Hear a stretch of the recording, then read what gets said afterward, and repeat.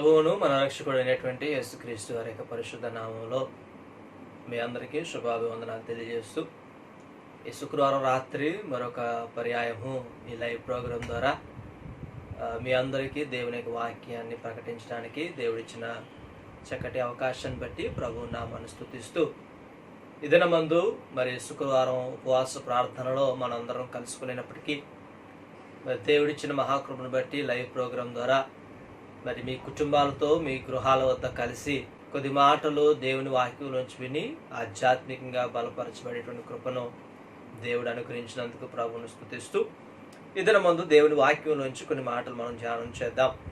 కీర్తన భాగంలో నుంచి ఒక వచనాన్ని నేను చదివి కొద్ది మాటలు మీకు వివరించాలని ఆశిస్తూ ఉన్నాను. దావీదు రాసిన కీర్తన 145వ కీర్తన 18వ వచనాన్ని మనం చదువుకుందాం. భక్తుడైన కీర్తనకారుడు ఇలా సెలవిస్తున్నాడు. తనకు మొర్రపెట్టు వారికి అందరికీ, తనకు నిజముగా మొర్రపెట్టు వారికి అందరికీ యెహోవా సమీపముగా ఉన్నాడు. నేను మరలా చదువుతున్నాను. తనకు మొర్రపెట్టు వారికి అందరికీ, తనకు నిజముగా మొర్రపెట్టు వారికి అందరికీ యెహోవా సమీపముగా ఉన్నాడు. చిన్న ప్రార్థన చేద్దాం. తలలు వంచండి, కళ్ళు మూసుకుందాం. మహాకృప కలిగినటువంటి మా ప్రియ పరలోకపు తండ్రి, మీ పరిశుద్ధమైన నామను బట్టి మనసారా స్తుతిస్తున్నాం. ఇదిగో నాయనా, ఈ కరోనా వల్ల, ఈ లాక్డౌన్ వల్ల మేము సమాజముగా కూడి నీ సన్నిధిలో కలుసుకునేటప్పటికీ అయ్యా మాకున్నటువంటి నాయన కొంత సాంకేతిక పరిజ్ఞానం బట్టి ఇదిగో నాయన ఈ లైవ్ ప్రోగ్రాం ద్వారా నీ బిడలు ఇంటి దగ్గర ఉండి కొన్ని మాటలు వినడానికి మీరు ఇచ్చిన ధన్యతను బట్టి స్తుతిస్తూ ఉన్నాం.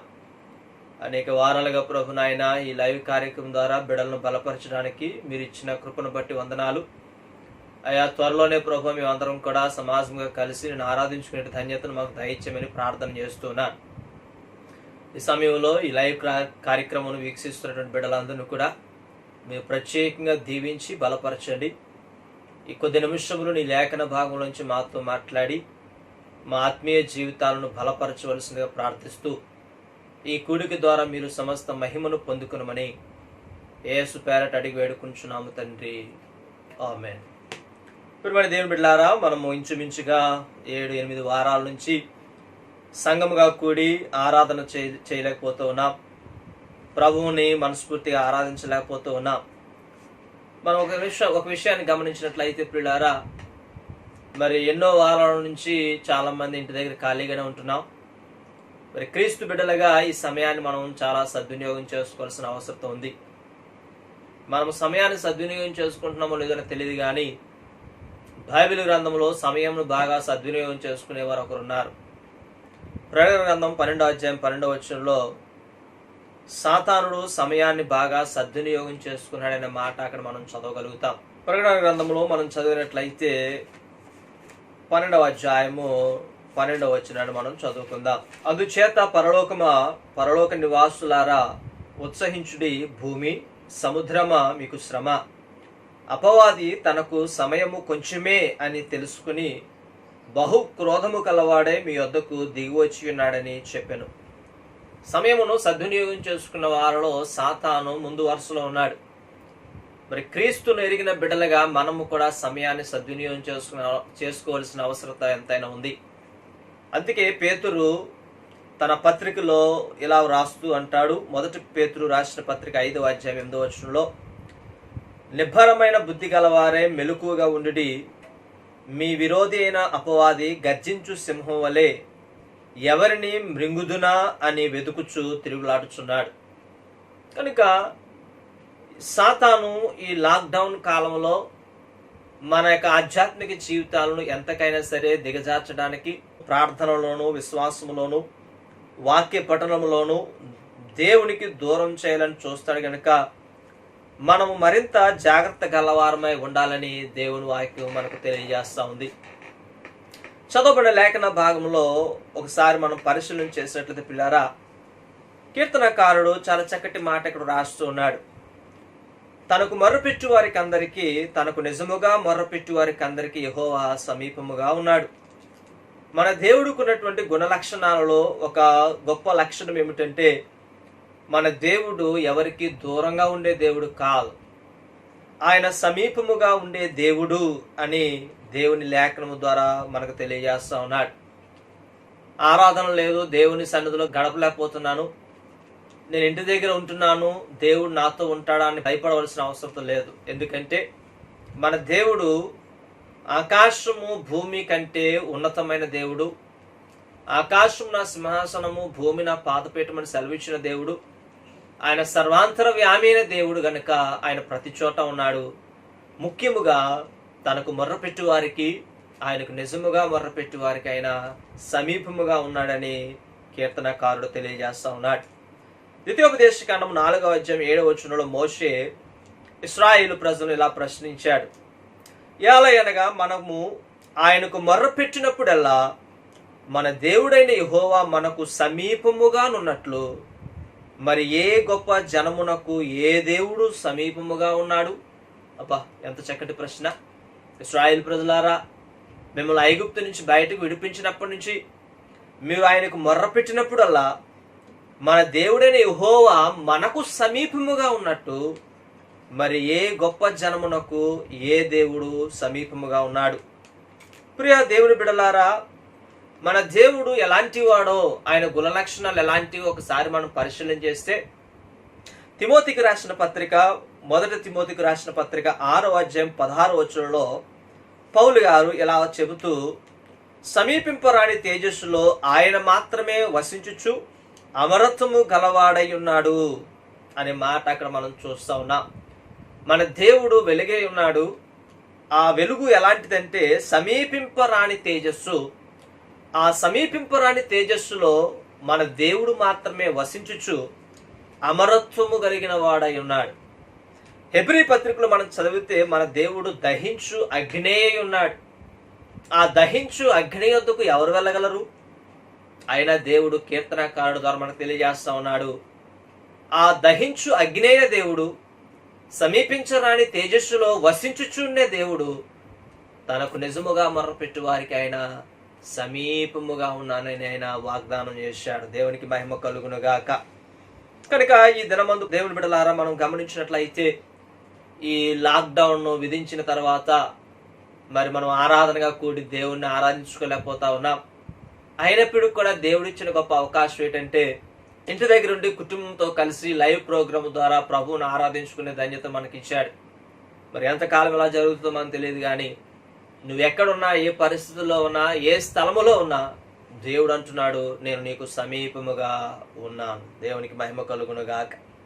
కనుక దేవుని సందుల పిల్లారా, ఈరోజు మనం చదువుకున్న లేఖన భాగంలోంచి కొన్ని మాటలు మీతో నేను పంచుకోవాలని ఆశిస్తూ ఉన్నాను. ఈరోజు ఒక ప్రశ్న వేసి దానికి సమాధానం మనం నేర్చుకుందాం. ఆయన ఎవరికి సమీపముగా ఉంటాడు? దేవుడు సమీపముగా ఉండే దేవుడే. కానీ కీర్తనకారుడు అక్కడ రాసినటువంటి ఆ మాటను బట్టి మనం గమనిస్తే ఆయన అందరికీ సమీపముగా ఉండే దేవుడు కాదు. ఆయన ఎవరికి సమీపముగా ఉండే దేవుడో చక్కగా మనకు వర్ణిస్తూ ఉన్నాడు. తనకు మొర్రపెట్టు వారికందరికీ, తనకు నిజముగా మొర్రపెట్టు వారికందరికీ యెహోవా సమీపముగా ఉన్నాడు. ఈ చదవబడిన లేఖన భాగంలో మనకు 2 విషయాలు అర్థమవుతూ ఉన్నాయి. దేవునికి మొర్రపెట్టువారు ఉన్నారు, దేవునికి నిజముగా మొర్రపెట్టువారు కూడా ఉన్నారు. నిజముగా మొర్రపెట్టువారు ఉన్నారు అంటే అబద్ధముగా మొర్రపెట్టువారు లేరనా? దానికి అర్థం ఉన్నారని. ఈరోజు ప్రపంచంలో క్రైస్తవులుగా పిలువబడుతున్న వారు కోకొల్లలుగా ఉన్నారు. అందరూ దేవునికి మొర్రపెడుతున్నారు, కానీ దేవుడు అందరికీ సమీపంగా లేడు సుమా. ఎవరైతే నిజముగా మొర్రపెడతారో వారందరికీ దేవుడు సమీపముగా ఉన్నానని ఆయన వాగ్దానం చేస్తా ఉన్నాడు. అసలు నిజముగా మొర్రపెట్టడం అంటే ఏమిటో కొన్ని మాటలు మీతో వివరించడానికి ముందుగా, పాత నిబంధన గ్రంథములోని ఇశ్రాయేలు ప్రజలు దేవునికి మొర్రపెట్టిన విధానము, లేక దేవుణ్ణి ఆరాధించిన విధానము, వారికి దేవుడి పట్ల కలిగి ఉన్నటువంటి భక్తిని మనం ఆలోచించినట్లయితే దేవుడే చాలాసార్లు వారి భక్తిని కానీ, వారి ఆరాధనను కానీ, వారి దేవుడి పట్ల కలిగి ఉన్నటువంటి విశ్వాసాన్ని కానీ దేవుడు చాలాసార్లు తిరస్కరించాడు, లేక చాలాసార్లు అసహించుకున్నాడు. యెషయా గ్రంథంలో మనం చూస్తే 29వ అధ్యాయం 13వ వచనంలో యెషయా భక్తుడు ఇలా సెలవిస్తూ ఉన్నాడు. యెషయా గ్రంథము 29వ అధ్యాయము 13వ వచనాన్ని మనం చదువుకుందాం. ప్రభు ఇలాగూ సెలవిచ్చి ఉన్నాడు, ఈ ప్రజలు నోటి మాటతో నా యొద్దకు వచ్చుచున్నారు, పెదవులతో నన్ను గనపరుచుచున్నారు గాని తమ హృదయమును నాకు దూరముగా చేసుకుని ఉన్నారు. వారు నా ఎడల చూపు భయభక్తులు మానవుల విధులను బట్టి వారు నేర్చుకొనినవి. చూసారా, దేవుడు యెషయా భక్తుడి ద్వారా ఇలా సెలవిస్తున్నాడు, ఈ ప్రజలు నోటి మాటతోనే నా యొద్దకు వచ్చుచున్నారు, వారు నన్ను గనపరుచుచున్న విధానము వారి పెదవులతోనే, వారు నా ఎడల చూపు భయభక్తులు మానవుల విధులను బట్టే వారు నేర్చుకుని ఉన్నారు. ఇదే మాట యేసు ప్రభు వారు ఈ భూమి మీద మనిషి కుమారుడిగా ఉన్నప్పుడు, ఆయన భూమి మీద పరిచర్య చేస్తున్నటువంటి దినాలలో యెషయా చెప్పినటువంటి ఈ వాక్యాన్ని ఆయన మరలా జ్ఞాపకం చేస్తూ ఉన్నాడు. మత్తయి సువార్త 15వ అధ్యాయము 9వ వచనాన్ని మనం చదివితే ఆయన ఇలాగ అంటున్నాడు, వేషధారులారా, 7వ వచనంలో, వేషధారులారా, ఈ ప్రజలు తమ పెదవులతో నన్ను గనపరచుదురు గాని వారి హృదయము నాకు దూరముగా ఉన్నది. మనుష్యులు కల్పించిన పద్ధతులు దైవోపదేశములని బోధించుచు వారు నన్ను వ్యర్థముగా ఆరాధించుచున్నారు అని యెషయా మిమ్మును గూర్చి ప్రవచించిన మాట సరియే అని వారితో చెప్పెను. కనుక ప్రియులారా, ఆనాడు యెషయా కాలంలో కూడా ఇశ్రాయేలు ప్రజలు దేవుణ్ణి అబద్ధముగా ఆరాధించారు, లేక అబద్ధముగా మొరపెట్టారు. యేసు ప్రభు వారి భూమి మీద ఉన్నటువంటి దినాలలో కూడా వారు అబద్ధముగానే ఆరాధిస్తూ ఉన్నారు. మానవులు కల్పించినటువంటి లేక మనుష్యులు కల్పించినటువంటి పద్ధతులు దైవోపదేశములను బోధించుచు నన్ను వ్యర్థముగా ఆరాధిస్తున్నారని యేసు ప్రభు చెప్పారు. ఈరోజు 180% క్రైస్తవులు మొర్రపెడుతున్నారు, కానీ చాలా తక్కువ మంది మాత్రమే నిజముగా మొర్రపెట్టే సంఖ్యలో ఉన్నారు. ఈరోజు కీర్తనకారుడు చెప్పినట్లుగా యెహోవా ఎవరికి సమీపముగా ఉన్నాడు? ఆయన ఎవరికి సమీపముగా ఉన్నాడంటే ఆయనకు నిజముగా మొర్రపెట్టు వారికి ఆయన సమీపముగా ఉన్నాడు. ఈ రాత్రికాల సమయంలో దేవుని యొక్క సన్నిధిలో మీ మధ్య కొన్ని మాటలు వివరించాలని ఆశిస్తా ఉన్నాను. నిజముగా మొర్రపెట్టువారు ఎవరు అనే మాటకు మనం చూసినట్లయితే దాని యొక్క నిజమైన అర్థం మనం చూసే పిల్లారా, ఇంగ్లీష్ బైబిల్లో ఇన్ ట్రూత్ అంటే నిజముగా మొర్రపెట్టువారు అనే మాటకు అర్థం ఏంటంటే సత్యములో మొర్రపెట్టేవారు. ఈరోజు నీవు మొర్రపెట్టేవారి సంఖ్యలో ఉన్నావా? నిజముగా మొర్రపెట్టేవారి సంఖ్యలో ఉన్నావా? ఒకసారి మన హృదయాలను పరీక్షించుకోవాలని దేవుడు అడుగుతా ఉన్నాడు. మనము మొర్రపెట్టేవారి సంఖ్యలో ఉంటే దేవుడు మనకు సమీపముగా ఉండే దేవుడు కాదు. మనము నిజముగా మొర్రపెట్టేటువంటి వారి సంఖ్యలో మనం ఉన్నట్లయితే ఈరోజు నువ్వు ఎక్కడున్నా, ప్రపంచంలో ఏ స్థలములో ఉన్నా, ఏ పరిస్థితుల్లో ఉన్నా దేవుడు మనకు సమీపముగా ఉన్నట్లుగా ఆయన వాగ్దానం చేస్తా ఉన్నాడు. ఈరోజు దేవుడి లేఖన భాగంలోంచి ఆయన ఎవరికి సమీపముగా ఉండే దేవుడు అనే మాట మనం ఈరోజు ధ్యానం చేయడానికి మనం సిద్ధపడదాం. ఈరోజు నిజముగా మొర్రపెట్టు వారు ఎవరు, నిజముగా మొర్రపెట్టు వారు ఎలాంటి వారై ఉంటారు అని బైబిల్ చెబుతుందో ఒక 3-4 మాటలు మీతో పంచుకొని ఈ రాత్రి వాక్యాన్ని ముగించాలని ఆశిస్తా ఉన్నాను. మొదటిగా నిజముగా మొర్రపెట్టువారు అనగా ఎవరంటే, నిజముగా చేసే మొర్ర పాపమును లక్ష్యము చేయదు. నేను ఎలా చెబుతాను, పాపమును లక్ష్యము చేయు మొర్ర నిజమైన మొర్ర కాదు అని బైబిల్ సెలవిస్తా ఉంది. కీర్తనకారుడు 66వ కీర్తన 18వ వచనంలో ఇలా రాశాడు, నా హృదయములో నేను పాపమును లక్ష్యము చేసేటలా ప్రభు నా మనవి వినకపోవును. కీర్తనకారుడు అంటున్నాడు, ఒకవేళ నేను మొరపెట్టినప్పుడు నా హృదయములో పాపం ఉన్నట్లయితే, నా హృదయములో పాపమును లక్ష్యము చేసినట్లయితే ఆయన నా మొరను ఆలకించడు. ఈరోజు దేవుని బిడ్డలారా, దేవుని యొక్క సన్నిధిలో మనం చూసినట్లయితే సాధారణంగా దేవుడు అందరి ప్రార్థన వింటాడు. తాను మొర్రపెట్టు వారికి ఎడల ఆయన సమీపంగా ఉన్నాడని ఇందాక మనము మోషే చెప్పినట్లుగా మనం చూసాం. కానీ ఆయన దేవుని సన్నిధిలో మనం గమనించినట్లయితే ఆయన సర్వాంతర్యామైన దేవుడు కనుక ఆయన ప్రతి చోట ఉంటాడు, ప్రతి ఒక్కరి ప్రార్థన ఆయన వింటాడు. కానీ ఇక్కడ కీర్తనకారుడు అంటున్నాడు, నేను మొర్రపెట్టినప్పుడు, నేను ప్రార్థించినప్పుడు నా హృదయంలో నేను పాపాన్ని లక్ష్యం చేస్తే, నా హృదయములో దుర్మార్గతను చెడును ఉంచుకున్నట్లయితే నా ప్రార్థన ఆయన వినకపోవును. ఆయన ప్రతి చోట ఉంటాడు కదా, ప్రతి చోట ఉండి అందరి ప్రార్థన వింటాడు కదా. కానీ పాపము హృదయంలో ఉంటే ఆయన ఎంత మాత్రం కూడా వినను అని ఆయన సెలవిస్తా ఉన్నాడు. దీన్ని మనం అర్థం చేసుకోవాలంటే మరొక మాట మీతో పంచుకుంటాను. సామెతల గ్రంథం 15వ అధ్యాయం 29వ వచనంలో జ్ఞాని అయిన సొలొమోను ఇలా రాశాడు, భక్తిహీనులకు యెహోవా దూరస్థుడు, నీతిమంతుల ప్రార్థన ఆయన అంగీకరించును. చూసారా, ఆయన సమీపముగా ఉండే దేవుడే. కానీ జ్ఞాని అయిన సొలొమోను అంటున్నాడు, ఎవరైతే భక్తిహీనతను కలిగి ఉంటారో అటు వారికి యెహోవా దూరముగా ఉంటాడు.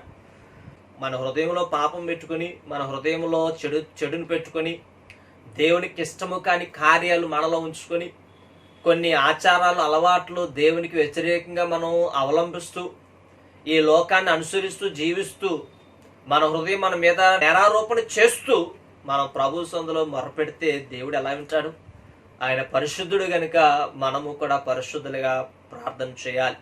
యెషయా గ్రంథము 1వ అధ్యాయం 15వ వచనంలో మనం చదివినట్లయితే దేవుడు యెషయా భక్తుడి ద్వారా ఇలా సెలవిస్తా ఉన్నాడు. 15వ వచనం మనం చూద్దాం. మీరు మీ చేతులు చాపునప్పుడు మిమ్మల్ని చూడక నా కన్నులు కప్పుకుందును. మీరు బహుగా ప్రార్థన చేసినను నేను వినను. మీ చేతులు రక్తముతో నిండి ఉన్నవి. మిమ్మును కడుగుకొనుడి, శుద్ధి చేసుకునిడి. ఇది కొంచెం లోతుగా ప్రభు మాట్లాడుతూ ఉన్నాడు. నేను మిమ్మల్ని చూడకుండా నా కన్నులు ఏం చేస్తానంటే కప్పుకుంటాను. నేను వినను, మీకు దూరంగా ఉంటాను, మిమ్మల్ని చూడకుండా నా కన్నులను నేను కప్పుకుంటాను. దేవుడు ఎంతగా ఇశ్రాయేలు ప్రజలను ఆయన అసహించుకున్నాడో మనం చూస్తూ ఉన్నాం. ఆయన అంటున్నాడు, మీ చేతులు రక్తంతో నిండి ఉన్నవి. మిమ్మల్ని కడుగుకొనుడి, మిమ్మల్ని శుద్ధి చేసుకొనుడి, మీలో ఉన్నటువంటి చెడుతనము తొలగించుకొనుడి. అప్పుడు మీ మొర నిజమైన మొర. ఆ మొరను నేను ఏం చేస్తానంటే వినడానికి సమీపముగా వస్తాను. మీరు ఎక్కడున్నా సరే, మీరు ఎలాంటి పరిస్థితుల్లో ఉన్నా సరే, నేను మీకు సమీపముగా రావాలి అంటే మీ మొర నిజమైన మొరగా ఉండాలి. నిజమైన మొరగా ఉండాలి అంటే ఆ మొరలో పాపము లక్ష్యము చేయబడకూడదు. అందుకే మొదటి మాట, పాపమును లక్ష్యము చేయని మొర నిజమైన మొర. పాపమును లక్ష్యము చేయు మొర అది నిజమైన మొర కాదని దేవుని లేఖనం తెలియజేస్తా ఉంది.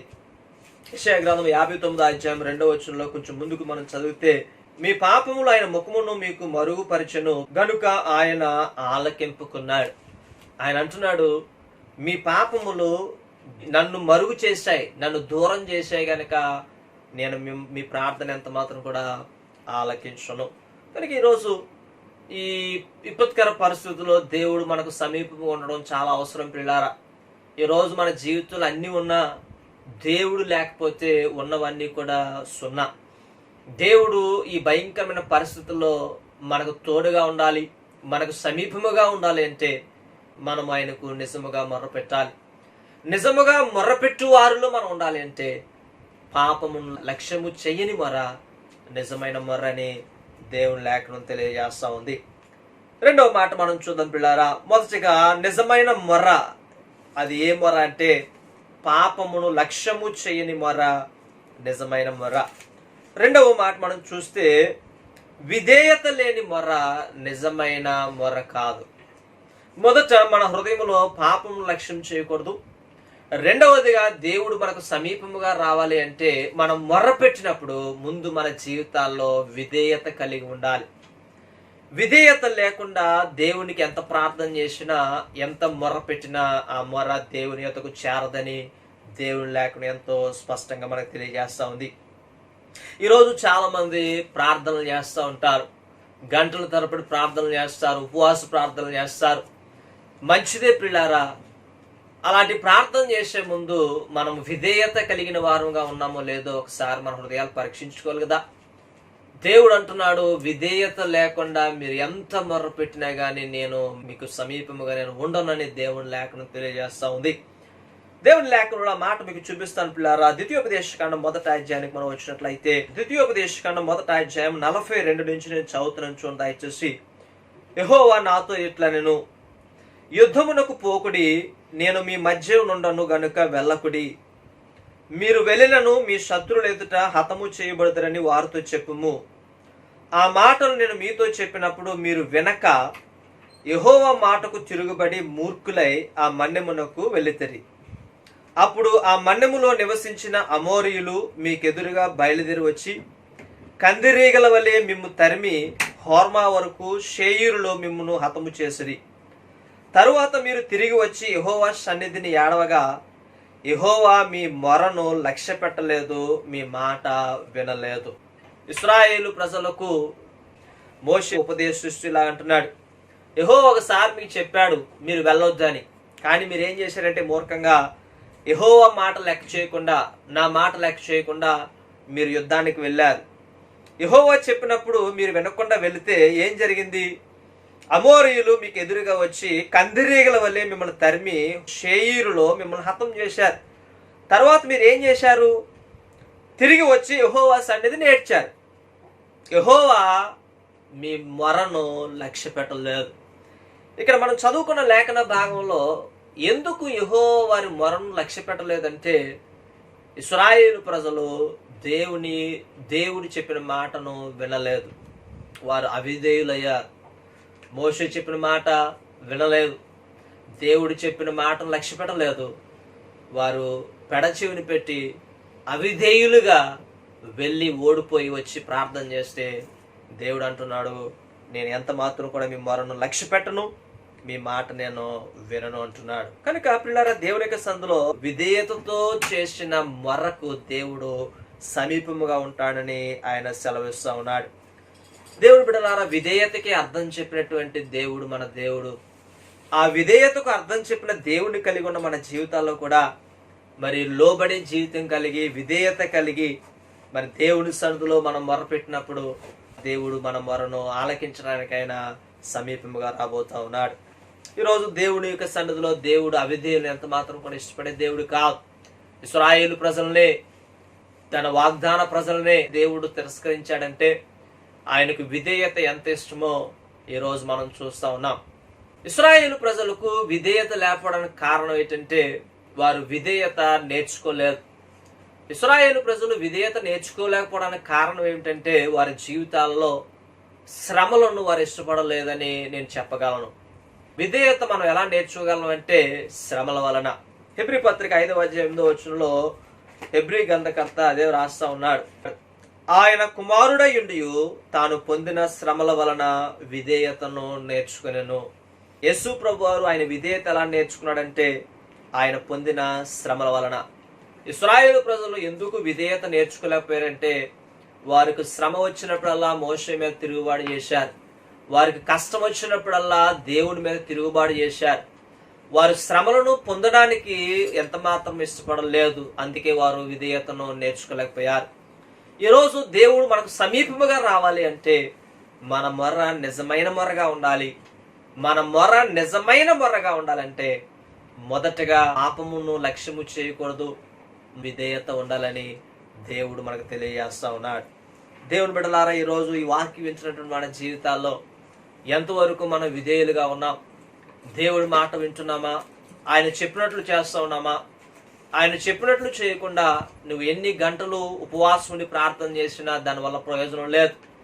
దేవుడు ఎవరికి సమీపముగా ఉంటానని వాగ్దానం చేస్తాడంటే నాకు నిజముగా మొర్రపెట్టు వారికి. నిజముగా మొర్రపెట్టువారు అనగా ఎవరంటే పాపమును లక్ష్యము చేయని వారు, విధేయతతో ప్రార్థన చేసేవారు. 3వ మాట చెప్పిన ముందుకు వెళ్తాను పిల్లరా. 3వ మాట మనం చూస్తే ద్విమనస్సుతో చేసే మొర్ర నిజమైనటువంటి మొర్ర కాదు.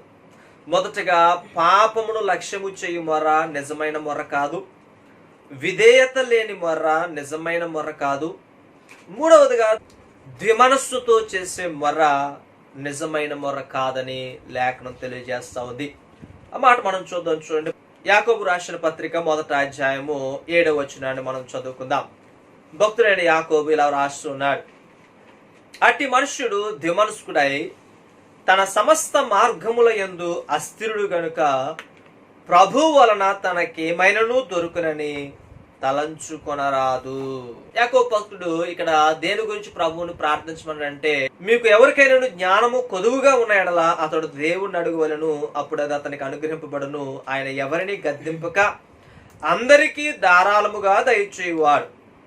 మరి జ్ఞానం గురించి మొరపెట్టమన్నారు కదండి అని మీరు అడగొచ్చు. జ్ఞానం గురించే మొరపెట్టమన్నాడు. కానీ ఇక్కడ కింద మనం చదివితే జ్ఞానము గురించి అయినా మరి దేని గురించి అయినా ప్రభు వలన మనకి దొరకాలి అంటే మనలో ఏక మనస్సు కావాలని ప్రభు సెలవిస్తా ఉన్నాడు.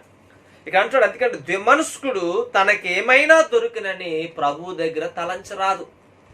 ఏదైనా అది ఏదైనా కావచ్చు, ప్రభు సందులో మనకి దొరకాలి అంటే మనలో ద్విమనస్సు ఉండకూడదు. ద్విమనస్కులను దేవుడు తిరస్కరిస్తా ఉన్నాడు. పిల్లారా, మనలో ఏక మనస్సు రావాలి. మత్తయి సువార్త 18వ అధ్యాయము 19 నుండి 20 వచనం మనం చదివితే ప్రభు ఇలా సెలవిస్తా ఉన్నాడు. మరియు మీలో ఇద్దరు తాము వేడుకుని దేని గూర్చేనను భూమి మీద ఏకీభించినట్లా అది పరలోకమందున్న తండ్రి వలన వారికి దొరికినని మీతో చెప్పుచున్నాను. ఏలయనగా ఇద్దరు ముగ్గురు నా నామమున ఎక్కడ కూడి ఉందురో అక్కడ నేను వారి మధ్యన ఉందునని చెప్పాను. దేవుడు ఎవరి మధ్య ఉంటానని సెలవిస్తున్నాడు. పిల్లరా, ఎక్కడైతే ఇద్దరు ముగ్గురు కూడి ఏకీవించి ప్రార్థిస్తారో నేను వారి మధ్య ఉంటాను అంటే అర్థం ఏంటి? నేను వారికి సమీపముగా ఉంటానని దేవుడు వాగ్దానం చేస్తా ఉన్నాడు. కనుక పిల్లలు, రోజు చాలా మంది ప్రార్థనలో 2 తలంపులు, 2 ఆలోచనలు మన జీవితంలో వచ్చినట్లయితే మనం ప్రభు సందులో ఎంత మాత్రం కూడా హృదయపూర్వకంగా ప్రార్థించలేము. అట్టి ప్రార్థన, అట్టి మొర దేవుడు ఆలకించను, లేక అట్టి వారికి నేను సమీపంగా ఉండని దేవుడు సెలవిస్తా ఉన్నాడు. దేవునికి మహిమ కలుగును గాక. ఈ రోజు మనం గమనించేటది పిల్లారా, ఈ రోజు చాలా మంది క్రైస్తవుల జీవితంలో 2 మనసులు కలిగిన వారు ఉన్నారు. 2 తలంపులు కలిగిన వారు మనం చూస్తా ఉన్నాం. 2 మాటలు, 2 నాలుకలు కలిగినటువంటి క్రైస్తవులు కూడా ఈ రోజు లేకపోలేదు. అటు వారిని దేవుడు ఎంత మాత్రం కూడా ఇష్టపడే దేవుడు కాదు. మన మాట అవునంటే అవును, కాదంటే కాదు. మనం దేవుని సన్నిధిలో పిల్లారా ఏక మనస్సు మనం కలిగినట్లయితే దేవుడు మన మధ్య ఉంటానని ఆయన సెలవిస్తా ఉన్నాడు. ఒక భక్తుడు ఇలా అన్నాడు, 2 ముగ్గురు కూడి నా నామమున స్తుతించుట అంటే దానికి ఒక ఆధ్యాత్మికమైనటువంటి అర్థం కూడా ఉంది. మనలో 3 ఉంటారు, శరీరము, ఆత్మ, ప్రాణము. ఈరోజు సర్వసాధారణంగా మనం గమనించినట్లయితే 2 ముగ్గురు కూడుకోవడానికి ఎందుకు ప్రయాసపడుతున్నారంటే కాకమ్మ కబుర్లు చెప్పుకోవడానికి. ఈరోజు చర్చిలు లేక, కబుర్లు చెప్పుకోవడానికి కలవలేక చాలా మంది బాధపడతా ఉన్నారు. వారు నిజంగా ప్రార్థన చేయడానికి కాదు, ఆ కబుర్లు ఈ కబుర్లు చెప్పుకొని కాలక్షేపం చేయడానికి. నిజమా కాదు ఒకసారి గమనించండి పిల్లరా. ఈరోజు నువ్వు ఎక్కడున్నా సరే, నువ్వు ఇంటి దగ్గర ఉన్నా, ఒంటరిగా ఉన్నా, లేక నీ యొక్క బంధువులకు సంఘానికి దూరముగా ఉన్నా, నీలో ఉన్నటువంటి ఆత్మ, ప్రాణము, శరీరము కలిసి ప్రార్థించినట్లయితే దేవుడు అట్టి ప్రార్థనకు సమీపముగా ఉంటానని వాగ్దానం చేస్తా ఉన్నాడు. కొన్నిసార్లు మన జీవితంలో గమనించినట్లయితే మన నోరు ప్రార్థన చేస్తే మన మనసు ఎక్కడో తిరుగుతూ ఉంటుంది. కొన్నిసార్లు మన జీవితంలో ఇలాంటి అనుభవాలు కలుగుతూ ఉంటాయి. ఉదయాన్నే లేచి మోకరించి ప్రార్థన చేస్తూ ఉంటాం. మన పెదాలు ప్రార్థన ఏకదాటిగా అలవాటుగా చేసుకుంటూ పోతాయి. మన ఆలోచనలు ఎక్కడో ఉంటాయి, ఎక్కడో తిరుగుతూ ఉంటాయి, ఏదో ఆలోచిస్తూ ఉంటాయి. అంటే ఇక్కడ నీవు చేసే ప్రార్థనకి నీ మనస్సు ఏం చేయట్లేదంటే ఏకీవించడం లేదు. నీ ప్రాణము, నీ ఆత్మ, నీ శరీరము ఏకీవించి ప్రార్థన చేస్తే అట్టి ప్రార్థన దేవుడికి ఎందుకు ఇష్టం ఉండదు. అట్టి ప్రార్థనకు దేవుడు ఎంతో సమీపముగా ఉంటానని వాగ్దానం చేస్తా ఉన్నాడు. కనుక ఈరోజు మన జీవితాల్లో నిజముగా మొర్రపెట్టు వారి సంఖ్యలో మనం ఉండాలి అంటే ఈరోజు మనలో ద్విమనస్సును తొలగించుకోవాలి. 2 మనస్సులు మనలోంచి పోవాలి పిల్లారా. 2 నాలుకలు మనలో ఉన్నట్లయితే దేవుని దృష్టిలో మనం వెలివేయబడతాం. కనుక పిల్లారా, ఈరోజు దేవునికి సందులో మనం నిజముగా మొర్రపెట్టు వారి సంఖ్యలో ఉండాలంటే మనం ఆయనకు మొర్రపెట్టినప్పుడు మన హృదయాలలో, మన జీవితంలో పాపము లేని వారై ఉండాలి. ఒకవేళ మన హృదయం మన మీద నేరారోపణ చేస్తే మన ప్రభు యొక్క సన్నిధిలో మనము క్షమించబడి దేవుని సన్నిధిలో ప్రార్థన చేయడం నేర్చుకోవాలి. అట్టి ప్రార్థనకు దేవుడు సమీపముగా వస్తాడు. విధేయత కలిగి ప్రార్థన చేస్తే దేవుడు అట్టి ప్రార్థనకు సమీపముగా ఉంటాడు. 3వదిగా ద్విమనస్సు మనలో ఉన్నట్లయితే దాన్ని తొలగించుకోవాలి. 2 మనస్సులతో మనం ప్రార్థించడానికి ఎంత మాత్రం కూడా వీలు లేదు. మనం ఎలా ప్రార్థించాలంటే పిల్లారా, దేవునికి సన్నిధిలో దేవుని చిత్తానుసారంగా మనం ప్రార్థించడం నేర్చుకోవాలి. ఇక 4వ మాట మనం చూద్దాం పిల్లారా. 4వ విషయాన్ని చెప్పి నేను ముగించాలని ఆశిస్తూ ఉన్నాను. మొదటిగా పాపమును లక్ష్యం చేయకూడదు. 2 విధేయులై ఉండాలి. 3 2 మనసులు మనలో ఉండడానికి వీల్లేదు. 4వ మాట తగ్గింపు లేని మొర్ర నిజమైన మొర్ర కాదని దేవుని లేఖనం తెలియజేస్తా ఉంది. మనం ఆయనకు మొర్ర పెట్టినప్పుడు అది నిజమైన మొర్రగా ఉండాలంటే మనము తగ్గింపుతో ప్రభువును ప్రార్థన చేయాలి. దేవుడు ఎవరికి సమీపంగా ఉంటాడంటే ఎవరైతే దీన మనసు కలిగి విరిగి నలిగిన హృదయం కలిగి తమ్మును తాము తగ్గించుకొని ప్రార్థన చేస్తారో అట్టి వారికి దేవుడు సమీపముగా ఉంటాడు. అట్టి మొర్ర నిజమైన మొర్రని దేవుని లేఖనం తెలియజేస్తా ఉంది. ఆ మాట మీకు చూపించి నేను ముగిస్తాను. చూడండి పిల్లారా, 2వ దినవృత్తాంతాల గ్రంథము 7వ అధ్యాయము 12వ వచనము. సొలొమోను దేవుడికి ప్రార్థన చేసిన తర్వాత సొలొమోను విన్నపములను దేవుడు అంగీకరించి ఈ విధంగా మరి సెలవిస్తూ ఉన్నాడు. 12వ వచనం నుంచి చదువుతున్నాను. అప్పుడు యెహోవా రాత్రి యందు సొలొమోనుకు ప్రత్యక్షమై ఇలాగు సెలవిచ్చెను, నేను నీ విన్నపమును అంగీకరించి ఈ స్థలమును నాకు బలులు అర్పించు మందిరముగా కోరుకుంటుని. వాన కురియకుండా నేను ఆకాశమును మూసివేసినప్పుడే గాని దేశమును నాశనము చేయుటకు మిడతలకు సెలవిచ్చినప్పుడే గాని నా జనము మీదకి తెగులు రప్పించినప్పుడే గాని నా పేరు పెట్టబడిన నా జనులు తమ్ము తాము తగ్గించుకొని ప్రార్థన చేసి నన్ను వెదకి తమ చెడు మార్గములను విడిచినలా ఆకాశము నుండి నేను వారి ప్రార్థన విని వారి పాపమును క్షమించి వారి దేశమును స్వస్థపరచుదును. ఇక్కడ సొలొమోనుకు తెలియజేస్తున్నాడు, నా పేరు పెట్టబడిన నా జనులు వారు ప్రార్థించినప్పుడు ఏం చేయాలంటే తమ్మును తాము తగ్గించుకోవాలి. వారు చేసేటువంటి చెడు మార్గములను విడిచిపెట్టాలి. ఆకాశమును నేను ఏం చేస్తున్నాడు, వారి ప్రార్థన విని వారి పాపాలు క్షమించడమే కాదు వారి దేశమును నేను స్వస్థపరుస్తాను. ఈరోజు చాలా మంది జీవితంలో పిల్లల ఆత్మీయ గర్వం ఎక్కువైపోతా ఉంది. నేనే ప్రార్థన పరురాలను, నేనే భక్తురాలను, నాకే వాక్యం బాగా తెలుసు అనేటువంటి గర్వము దేవుణ్ణి మనకు దూరస్తులుగా చేస్తా ఉంది. దేవుడు ఎవరికి సమీపముగా ఉంటాడంటే ఎవరైతే విరిగి నలిగిన మనసు కలిగి తగ్గింపు కలిగి ప్రార్థన చేస్తారో అట్టి వారికి ఆయన సమీపము ఉంటానని సెలవిస్తా ఉన్నాడు. యెషయా గ్రంథం 57వ అధ్యాయం 15వ వచనం అంటాడు, మహాగరుడును మహోన్నతుడును పరిశుద్ధుడును నిత్య నివాసియునైన వాడు ఇలాగూ సెలవిచ్చుచున్నాడు, నేను మహోన్నతమైన పరిశుద్ధ స్థలములలో నివసించువాడను, అయినను వినయము గల వారి ప్రాణమును ఉజ్జీవింపచేయుటకును నలిగిన వారి ప్రాణమును ఉజ్జీవింపచేయుటకును వినయము గలవారి యొద్దను దీన మనస్సు గలవారి యొద్దను నివసించుచున్నాను అని దేవుడు సెలవిస్తా ఉన్నాడు. ఆయన ఎక్కడ నివసిస్తాడట? వినయము గలవారి ఎదుట దీన మనస్సు గలవారి యొద్ద ఆయన నేను నివసిస్తానని వాగ్దానం చేస్తా ఉన్నాడు. అందుకే కీర్తనకారుడు అంటున్నాడు, తనకు నిజముగా మొర్రపెట్టు వారికి ఆయన సమీపముగా ఉండే దేవుడు. ఈరోజు దేవుడు ఎలారా, మీరు ఎక్కడున్నా, ఏ స్థలములో ఉన్నా, ఎలాంటి పరిస్థితుల్లో ఉన్నా దేవుడికి అవసరం లేదు. నీవు మందిరంలో ఉండొచ్చు, ఒకవేళ మందిరంలో కలుసుకునే పరిస్థితి లేకపోతే ఇంటి దగ్గర ఉండొచ్చు. ఆయన నీకు సమీపముగా ఉండే దేవుడిని వాగ్దానం చేశాడంటే మనం ఆయనకి నిజముగా మొర్రపెట్టు వారమై ఉండాలని ప్రభు మనకి తెలియజేస్తా ఉన్నాడు. ఈరోజు మన యొక్క జీవితంలో మనం నిజంగా మొర్రపెట్టు వారమైతే ఎంత భయభక్తులు కలిగి ఆయన సన్నిధిలో ప్రార్థన చేస్తామో తెలుసా? ఎవరైనా ఒక అధికారి వచ్చినప్పుడు ఆ అధికారి మన దగ్గరలో ఉన్నప్పుడు ఎంత జాగ్రత్తగా ఉంటామో, ఈ సర్వలోకమును సృష్టించిన దేవుడు సమీపముగా ఉన్నాడనేటువంటి భయం మనకున్నట్లయితే మనం ఆయనకి ఎలా ప్రార్థిస్తామంటే పాపమును లక్ష్యము చేయకుండా మనం ప్రార్థించగలుగుతాం. అంతేకాదు విధేయత కలిగిన ప్రార్థన మనలో వస్తుంది, మనస్సు మనలోంచి పోతుంది, మనలో దీన మనసు వస్తుంది. పిల్లారా, ఈ 4 విషయాలు మన జీవితంలో మనం కలిగి ఉన్నట్లయితే మనం ఎక్కడో ఉండి ప్రార్థన చేసినా కానీ దేవుడు మనకు సమీపముగా వస్తాడు, మన ప్రార్థన ఆలకిస్తానని దేవుడు వాగ్దానం చేస్తా ఉన్నాడు. దేవునికి నామమునకు మహిమ కలుగును గాక.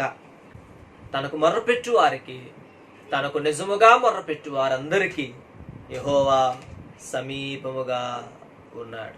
ఈరోజు ఆ యెహోవా సమీపముగా ఉన్నటువంటి ఆ మొర్రపెట్టి వారి గుంపులో ఈరోజు మనం ఉన్నామా లేమో ఒకసారి మన హృదయాలను పరీక్షించుకుందాం.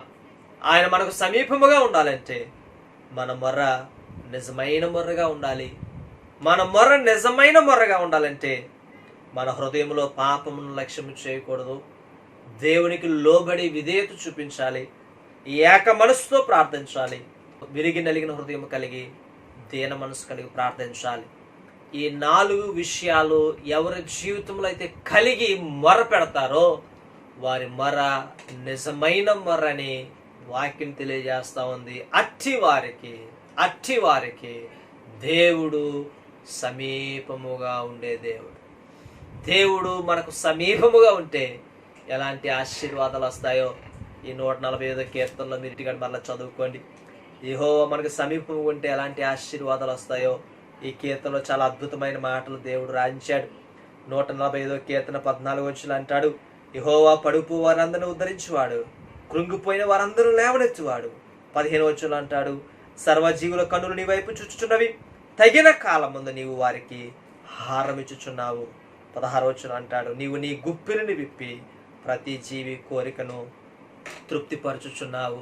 కనుక ప్రతిరోజు ఈ లాక్డౌన్ కారణంగా దేవుని మందిరానికి రాలేకపోతానని ఎంత మాత్రం కూడా మీరు భయపడాల్సిన పని లేదు.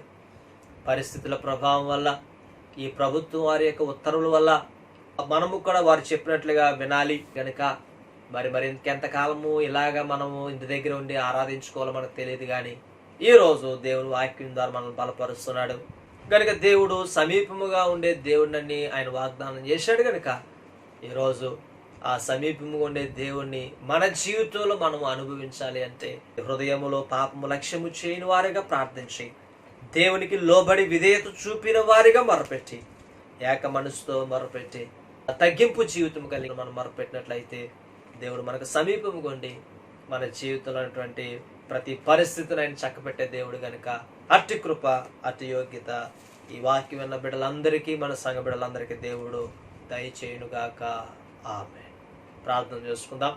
మహోన్నతుడా, గొప్ప దేవుడా, పరిశుద్ధుడా, మీ పరిశుద్ధమైన నామాన్ని బట్టి స్తుతులు, వందనాలు, స్తోత్రాలైనా ఇదిగో ప్రభు నాయన, ఈ శుక్రవారం రాత్రి ఉపవాస ప్రార్థన ద్వారా మరొకసారి లైవ్ కార్యక్రమం ద్వారా నీ బిడ్డలందరినీ బలపరచడానికి అయా మీరిచ్చిన ధన్యతను బట్టి మనసారా స్తుతిస్తున్నాం. అయా ఇంతవరకు నీ సన్నిధిని మాతో ఉంచి నీ బిడ్డలతో మాట్లాడడానికి మీరు ఇచ్చిన ధన్యతను బట్టి వందనాలు. తనకు మొర్రపెట్టు వారికి, తనకు నిజముగా మొర్రపెట్టు వారికి సమీపముగా ఉన్నానని మీరు వాగ్దానం చేశారు. ఎక్కడున్నా, ఎలాంటి పరిస్థితులు ఉన్నా మీరు మాతో ఉంటానని మీరు వాగ్దానం చేసిన విధానం బట్టి నేను స్తుతిస్తున్నాం ప్రభా. అనేక దినముల నుంచి ప్రభు నీ సన్నిధిలో నాయన కలిసి ఆరాధించుకోలేకపోతా ఉన్నాం. అయా నీ సన్నిధిలో నీ చిత్తమైతే మరలా త్వరలోనే ఈ యొక్క లాక్డౌన్ సడలించబడి, ఈ కరోనా వ్యాధి నిర్మూలించబడి సంఘముగా కూడి నీ సన్నిధిలో ప్రార్థించుకునే ధన్యత నీ బిడ్డలమైన మాకు అందరికి దయచేయమని ప్రార్థన చేస్తున్నాం. ఆయనను ప్రభు మీరు మాకు సమీపముగా ఉన్నారని వాగ్దానం చేసినట్లుగా అయ్యా మీరు ఎవరికి సమీపముగా ఉండే దేవుడు మాతో ఈరోజు స్పష్టంగా మాట్లాడారు.